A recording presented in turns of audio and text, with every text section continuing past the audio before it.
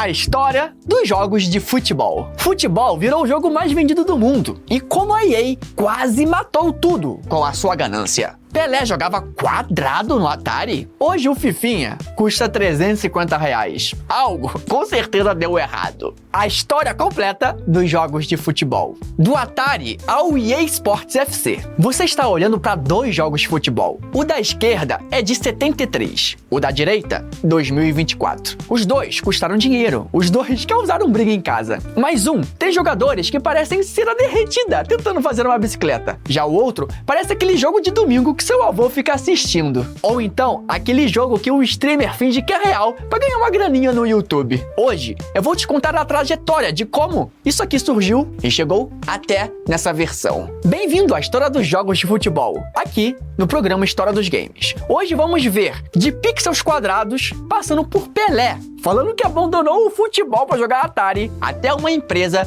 pedindo mais de $1 bilhão só pelo direito de usar o nome FIFA. Eu sou o Leão Dourado e você está assistindo História dos Games aqui na Play TV. Então prepara o joystick imaginário e vem que tem 50 anos de história pra gente ver em 10 minutos. Pra gente começar essa história, vamos voltar lá no começo, 1973. Uma empresa japonesa chamada Taito lançou o primeiro jogo de futebol da história. O nome simplesmente Soccer, sem subtítulo e sem arte na capa. Simplesmente sem nada. O jogo tinha 2 bastões verticais, representando os jogadores, e um quadrado representando a bola. Era basicamente um Pong com um delírio de grandeza. A Taito tinha a audácia de chamar aquilo de futebol. A gente hoje chama de 2 palitos brigando por um quadrado, mas tudo bem. Eram outros tempos. Em 77, o Atari entrou na jogada. E como todo bom brasileiro sabe, a Atari era aquele videogame velhão que tinha na casa da vovó, seja um clone ou o original. Mas com certeza, o joystick sempre quebrava na hora mais crítica do jogo. O Atari Soccer tinha 2 quadrados grandes, representando os jogadores, e um quadrado menor, representando a bola. A evolução era real, agora você conseguia diferenciar a bola do jogador. Revolucionário. Mas aí vem o golpe de marketing mais bizarro da história dos games de futebol.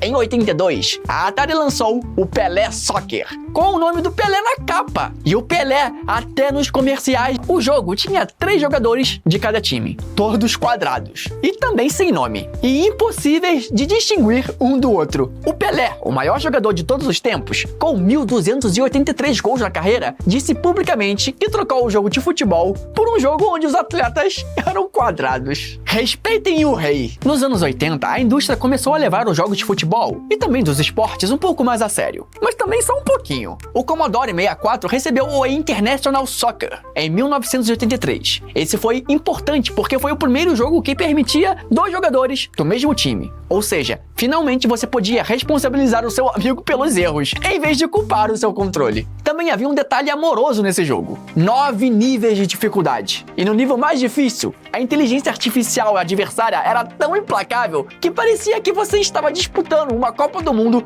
contra um computador com raiva de viver. É como se o ChatGPT quisesse te destruir. Mas aí, em 1982, no ZX Spectrum, surgiu o Football Manager. Diferente dos outros, aqui você não controlava os jogadores. Você gerenciava o clube, escalação, táticas, contratações. Era o game ideal para quem amava futebol, mas sabia que jamais ia vencer ninguém no campo. Você virava um técnico, tomava as decisões e culpava o elenco quando perdia. Tem muito técnico aí no Brasileirão que faz isso na vida real. Se você for um cara um pouco mais velho, com certeza jogou o Brasfoot, que funcionava basicamente na mesma pegada e ficou muito famoso aqui na era das Lan Houses. Se tratando de consoles, aqui no Brasil a galera jogava muito no Master System ou Super Futebol. E quem cresceu nos anos 80 sabe, o Master System era o console popular da criançada. Os anos 90, os jogos de futebol entraram na fase em que todo mundo de 25 a 40 anos tem uma memória afetiva profunda, mas também dolorosa. A Konami lançou o International Superstar Soccer pro Super Nintendo, o famoso ISS. Aquele jogo tinha um narrador que gritava as jogadas com o mesmo nível de energia de um pai assistindo o filho fazer o primeiro gol na escolinha. Era simplesmente o delírio em 16 bits.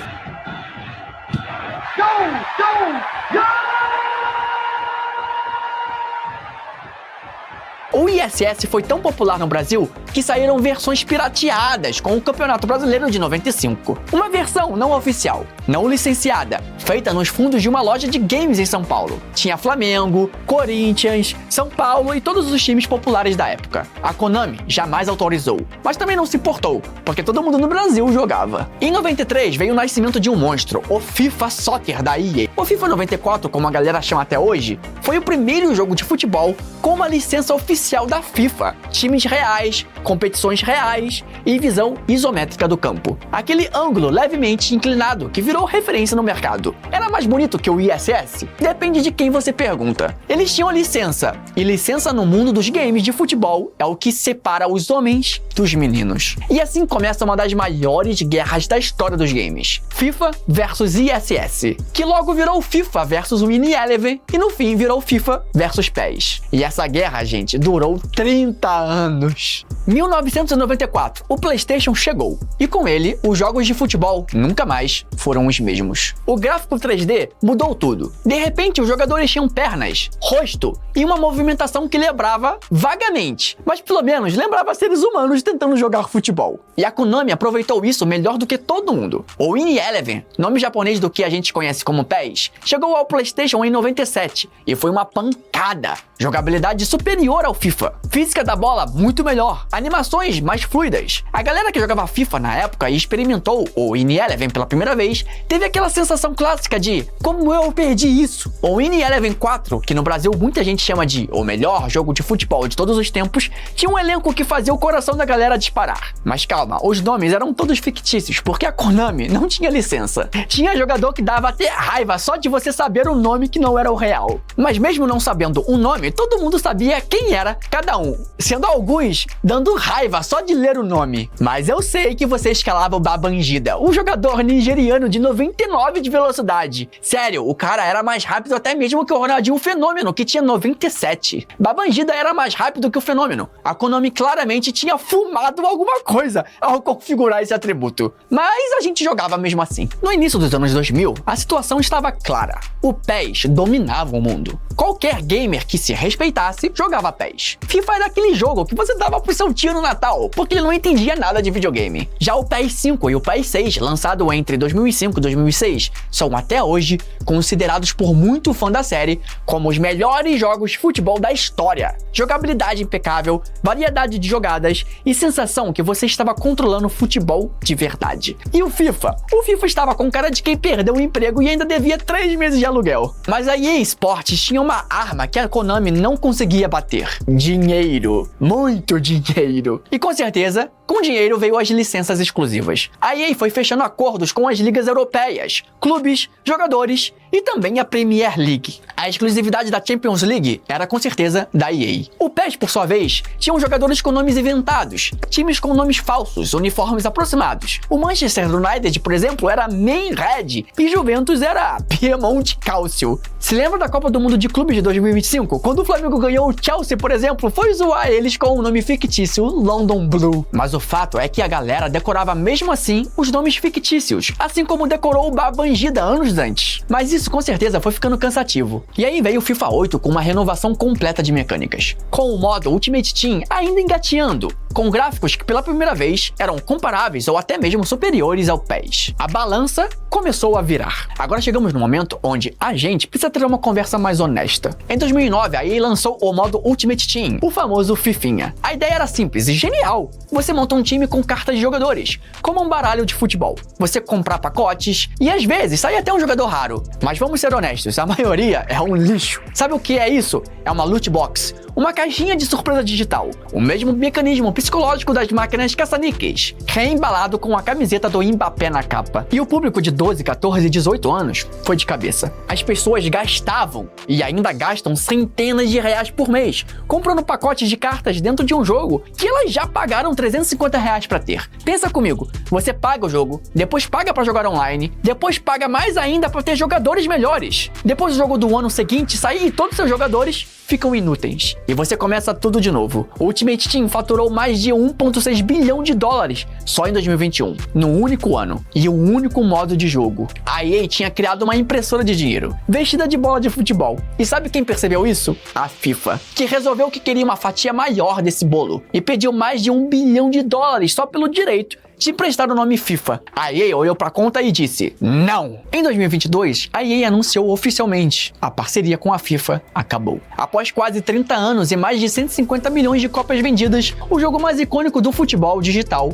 parou de se chamar FIFA. A razão? A entidade máxima do futebol pediu mais de 1 bilhão de dólares para renovar o contrato, e a EA recusou. Pensa no absurdo: uma organização que é investigada por corrupção em praticamente todos os continentes do planeta achava que valia mais de 1 bilhão de dólares só pelo nome. Desde 2023, o jogo se chama EA Sports FC. Mesma jogabilidade, mesmo Ultimate Team, o mesmo pacote de cartas, só o nome que mudou. Já a Konami renomeou o PES mais uma vez para eFootball e em 2021 lançou de graça. A ideia era boa, é a execução que não foi muito bem assim. Saiu com gráficos que viraram meme mundial. O rosto dos jogadores pareciam até argila derretida e os cabelos uma obra de arte abstrata e involuntária. A internet destruiu o eFootball no lançamento, de uma forma que não tem precedentes na história dos jogos de futebol. E a Konami foi atualizando, corrigindo e até melhorando. Mas vamos combinar, a primeira impressão é sempre a que fica. Então hoje, em 2024, você tem uma opção clara: EA Sports FC, que custa R$350, com melhores gráficos, as melhores licenças do mundo, e foi projetado arquiteturalmente para você gastar cada vez mais dinheiro dentro dele. Ou você pode jogar o eFootball, que é de graça, melhorou muito, mas ainda não conseguiu recuperar a credibilidade que tinha como PES. 50 anos depois do primeiro quadradinho se movendo numa tela verde, essa é a escolha que todo fã de jogos de futebol tem nos dias atuais. De 73 até hoje, os jogos de futebol passaram de 2 palitos brigando por um quadrado para gráficos hiperrealistas e até que às vezes parecem transmissão ao vivo de verdade, com um modelo de negócios que faria o Pelé da época do Atari ter um ataque cardíaco de susto. A gente saiu de um jogo que vinha de graça dentro de um console para um jogo que custa R$350 e quer que você gaste cada vez mais para ter jogadores decentes. E sabe o que é mais irônico? A gente continua jogando, continua brigando com o mesmo amigo, continua gritando pro controle como se ele fosse ouvir. E então chegamos na pergunta final do episódio: EA Sports FC ou eFootball? Qual deles é melhor? Mas essa resposta é você que vai dizer. Eu sou o Leão Dourado e esse foi o História dos Games aqui na Play TV. E eu sei que tem muita gente aí que tá se perguntando: cadê o Bomba Pet e os jogos modificados? Mas essa história nós já contamos em episódios anteriores. Então eu convido você a acompanhar a programação do nosso canal. Vejo vocês no próximo episódio e valeu!